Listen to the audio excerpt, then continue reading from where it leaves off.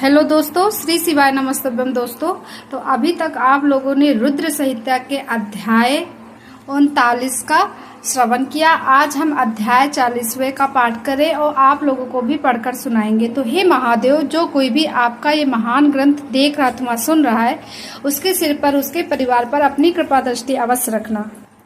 देवताओं द्वारा भगवान शिव की स्तुति, भगवान शिव का देवता आदि के अंगों के ठीक होने और दक्ष के जीवित होने का वरदान देना, श्री हरि आदि के साथ यज्ञ मंडप में पधार कर शिव का दक्ष को जीवित करना तथा दक्ष और विष्णु आदि के द्वारा उनकी स्तुति। देवताओं ने भगवान शिव की अत्यंत विनय के साथ स्तुति करते हुए अंत में कहा, आप पर उत्कृष्ट परमेश्वर परा तात्पर तथा परा तात्पर है। आप सर्वव्यापी विश्व मूर्ति महेश्वर को नमस्कार है। आप विष्णु कल तत्र विष्णु क्षेत्र भानु भैरव शरणागत वत्सल त्र्यंबकम तथा विरड़शील है। आप मृत्युंजय हैं, शोक भी आपका ही रूप है। आप त्रिगुण एवं गुणात्मक हैं। चंद्रमा सूर्य और अग्नि आपके नेत्र हैं। आप सबके कारण तथा धर्म मर्यादा स्वरूप है। आपको नमस्कार है। आपने अपने ही तेजस से संपूर्ण जगत को व्याप्त कर रखा है। आप निर्विकार प्रकाश पूर्ण चिदानंद स्वरूप परम ब्रह्मा परमात्मा है। महेश्वर ब्रह्मा विष्णु इंद्र और चंद्र आदि समस्त देवता तथा मुनि आपसे ही उत्पन्न हुए हैं। चूंकि आप अपने शरीर को 8 भागों में विभक्त करके समस्त संसार का पोषण करते हैं, इसीलिए अष्टमूर्ति कहलाते हैं। आप ही सबके आदि कारण करुणामय ईश्वर हैं। आपके भय से यह वायु है, आपके भय से अग्नि चलाने का काम करती है। आपके भय से सूर्य तपता है और आपके ही भय से मृत्यु सब और दौड़ती फिरती है। दया सिंधु महेश शान परमेश्वर प्रसन्न होइए। हम नष्ट और अचेत हो रहे हैं, अतः सदा ही हमारी रक्षा कीजिए नाथ करुणानिधि शंभु। आपने अब तक नाना प्रकार की आपत्तियों से जिस तरह हमें सदा सुरक्षित रखा है, उसी तरह आज भी आप हमारी रक्षा कीजिए। नाथ दुर्गेश, आप शीघ्र कृपा करके इस अपूर्ण यज्ञ का और प्रजापति दक्ष का भी उद्धार कीजिए। भग को अपनी आंखें मिल जाए, यजमान दक्ष जीवित हो जाए, पूषा के दांत जम जाए और भृगु की दाढ़ी मूछ पहले जैसी हो जाए। शंकर आयुधों और पत्थरों की वर्षा से जिनके अंग भंग हो गए, उन देवता आदि पर आप सर्वदा अनुग्रह करें, जिससे उन्हें पूर्णता आरोग्य लाभ हो। नाथ, यज्ञ कर्म पूर्ण होने पर जो कुछ शेष रहे, वह सब आपका पूरा भाग हो, उसमें और कोई हस्तक्षेप ना करे। रुद्रदेव, आपके भाग से ही यज्ञ पूर्ण हो, अन्यथा नहीं। ऐसा कहकर मुझ ब्रह्मा के साथ सभी देवता अपराध क्षमा कराने के लिए उघत हो हाथ जोड़ भूमि पर दंड के समान पड़ गए। ब्रह्मा जी कहते हैं, नारद, मुझ ब्रह्मा, लोकपाल, प्रजापति तथा मुनियों सहित श्रीपति विष्णु के अनुनय विनय करने पर परमेश्वर शिव प्रसन्न हो देवताओं को आश्वासन दे हंसकर उन पर परम अनुग्रह करते हुए गरुड़ा निधान परमेश्वर शिव ने कहा। श्री महादेव जी बोले, सुर श्रेष्ठ ब्रह्मा और विष्णु, आप दोनों सावधान होकर मेरी बात सुने। मैं सच्ची बात कहता हूँ। तात, आप दोनों की सभी बातों को मैंने सदा माना है। दक्ष के यज्ञ का यह विध्वंस मैंने नहीं किया है। दक्ष स्वयं ही दूसरों से दोष करते हैं। दूसरों के प्रति जैसा बर्ताव किया जाएगा, वह अपने लिए ही फलित होगा। अतः ऐसा कर्म कभी नहीं करना चाहिए जो दूसरों को कष्ट देने वाला हो। दक्ष का मस्तक जल गया है, इसीलिए इनके सिर के स्थान में बकरे का सिर जोड़ दिया जाए। भग देवता मित्र की आंख से अपने यज्ञ भाग को देखें। तात, पूषा नामक देवता जिनके दांत टूट गए हैं, यजमान के दांतों से भली भांत पीसे गए यज्ञ का भक्षण करे। यह मैंने सच्ची बात बताई है। मेरा विरोध करने वाले भृगु की दाढ़ी के स्थान में बकरे की दाढ़ी लगा दी जाए। शेष सभी देवताओं के जिन्होंने मुझे यज्ञ भाग के रूप में यज्ञ के अवशिष्ट वस्तुएं दी है, सारे अंग पहले की भांति ठीक हो जाए। अर्धवायु आदि यज्ञ को में से जिनकी भुजाएं टूट गई हैं, वे अश्वनी कुमारों की भुजाओं से, और जिनके हाथ नष्ट हो गए हैं, वे पूषा के हाथों से अपने काम चलाएं। या मैंने आप लोगों के प्रेम वश कहा है। ब्रह्मा जी कहते हैं, नारद, ऐसा कहकर वेद का अनुसरण करने वाले सुर सम्राट चराचरपति दयालु परमेश्वर महादेव जी चुप हो गए। भगवान शंकर का वह भाषण सुनकर श्री विष्णु और ब्रह्मा सहित संपूर्ण देवता संतुष्ट हो उन्हें तत्काल साधुवाद देने लगे। तदनंतर भगवान शंभु को आमंत्रित करके मुझ ब्रह्मा और और देव ऋषियों के साथ श्री विष्णु अत्यंत हर्ष पूर्वक पुनः दक्ष की यज्ञशाला की ओर चले। इस प्रकार उनकी प्रार्थना से भगवान शंभु विष्णु आदि देवताओं के साथ कनखल में स्थित प्रजापति दक्ष की यज्ञशाला में पधारे।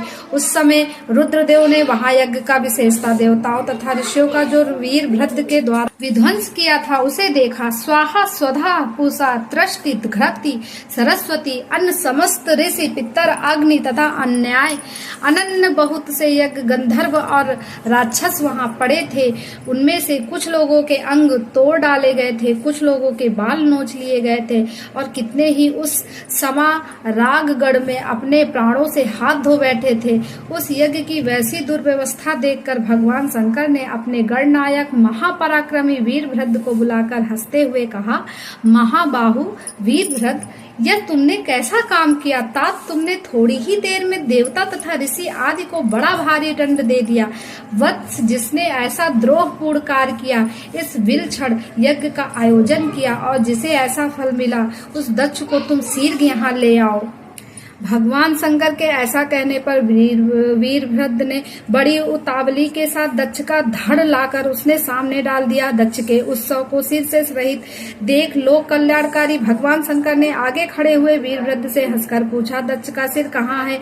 तब प्रभावशाली वीरभद्र ने कहा, प्रभु शंकर, मैंने तो उसी समय दक्ष के सिर को आग में हूम दिया था। वीरभद्र की यह बात सुनकर भगवान शंकर ने देवताओं को प्रसन्नता पूर्वक वैसे ही आज्ञा दी जो पहले दे रखी थी। भगवान भव ने उस समय जो कुछ कहा उसकी मेरे द्वारा पूर्ति कराकर श्रीहरि आदि सब देवताओं ने भृगु आदि सबको शीघ्र ही ठीक कर दिया। तदंतर शंभु के आदेश से प्रजापति के धड़ के साथ यज्ञ पशु बकरे का सिर जोड़ दिया गया। उस सिर के जोड़े जाते ही शंभु की शुभ दृष्टि पड़ने से प्रजापति के शरीर में प्राण आ गए और वे तत्काल सोकर जगे हुए पुरुष की भांति उठकर खड़े हो गए। उठते ही उन्होंने अपना सामने करुणानिधि भगवान शंकर को देखा। देखते ही दक्ष के हृदय में प्रेम उमड़ आया। उस प्रेम ने उनके अंतःकरण को निर्मल एवं प्रसन्न कर दिया। पहले महादेव जी दोष करने के कारण उनका अंतःकरण मालिन हो गया था, परंतु उस समय शिव के दर्शन वे तत्काल शरद ऋतु के चंद्रमा की भांति निर्मल हो गए। उनके मन में भगवान शिव की स्तुति करने का विचार उत्पन्न हुआ, परंतु वे अनुराग धिक के कारण तथा अपनी मरी हुई पुत्री का स्मरण करके व्याकुल हो जाने के कारण तत्काल उनका स्तवन न कर सके। थोड़ी देर बाद मन स्थिर होने पर दक्ष ने लज्जित हो लोक शंकर शिव शंकर को प्रणाम किया, उनकी स्तुति आरंभ की। उन्होंने भगवान शंकर की महिमा गाते हुए बारंबार उन्हें प्रणाम किया। फिर अंत में कहा, परमेश्वर, आपने ब्रह्मा होकर सबसे पहले आत्म तत्व का ज्ञान प्राप्त करने के लिए आपने मुक्ष विद्या तप और व्रत धारण करने वाले ब्राह्मणों को उत्पन्न किया था। जैसे ग्वाला लाठी लेकर गौओं की रक्षा करता है, उसी प्रकार मर्यादा का पालन करने वाले आप परम परमेश्वर दंड धारण किए उन साधु ब्राह्मणों की सभी विपत्तियों से रक्षा करते हैं। मैंने दुर्वचन रूपी बाणों से आप परमेश्वर को वीध डाला, फिर भी आप मुझ पर अनुग्रह करने के लिए यहाँ आ गए। अब मेरी ही तरह अत्यंत दैन्यपूर्ण आशा वाले इन देवताओं पर भी कृपा कीजिए। भक्त वत्सल दीन बंधु शंभु, मुझमें आपको प्रसन्न करने के लिए कोई गुण नहीं है। आप षड्विध ऐश्वर्य से संपन्नता परात्पर परमात्मा है, अतः आपने ही बहुमूल उदारता पूर्वक बर्ताव से मुझ पर संतुष्ट हो। ब्रह्मा जी कहते हैं, नारद, इस प्रकार लोक कल्याणकारी महाप्रभु महेश्वर शंकर की स्तुति करके विनीत चित्त प्रजापति दक्ष चुप हो गए। तदंतर श्री विष्णु ने हाथ जोड़ भगवान वृषभ ध्वज को प्रणाम करके प्रसन्नता पूर्वक हृदय और वास गदगद वाणी द्वारा उनकी स्तुति प्रारंभ की। तदंतर मैंने कहा, देव देव महादेव करुणा सागर प्रभु, आप स्वतंत्र परमात्मा है, अद्वितीय एवं अविनाशी परमेश्वर हैं। देव ईश्वर, आपने मेरे पुत्र पर अनुग्रह किया। आपने अपमान की और कुछ भी ध्यान न देकर दक्ष के यज्ञ का उद्धार किया है। देवेश्वर, आप प्रसन्न होइए और समस्त पापों को दूर कर दीजिए। आप सज्ञान हैं, अतः आप ही मुझे कर्तव्य की ओर प्रेरित करने वाले हैं और आप ही अकर्तव्य से रोकने वाले हैं। महामुने, इस प्रकार परम परमेश्वर की स्तुति करके मैं दोनों हाथ जोड़ मस्तक झुकाकर खड़ा हो गया। तब सुंदर विचार रखने वाले इंद्र आदि देवता और लोकपाल शंकर देवी की स्तुति करने लगे। उस समय भगवान शिव का मुखारविंद प्रसन्नता से खिल उठा था। इसके बाद प्रसन्नचित हुए समस्त देवताओं, दूसरे सिद्धों, ऋषियों और प्रजापतियों भी शंकर जी का स्तवन ऋषियों और प्रजापतियों ने भी शंकर जी का हर्ष स्तमन किया। इसके अतिरिक्त उपदेवों, नागों, सदस्यों तथा ब्राह्मणों ने पृथक पृथक प्रणाम पूर्वक बड़े भक्तिभाव से उनकी स्तुति की। तो दोस्तों यहीं पर 40वां अध्याय समाप्त होता है और इसके आगे की कथा हम जानेंगे 41वें और 42वें अध्याय में। तब तक के लिए श्री शिवाय नमस्तुभ्यं दोस्तों।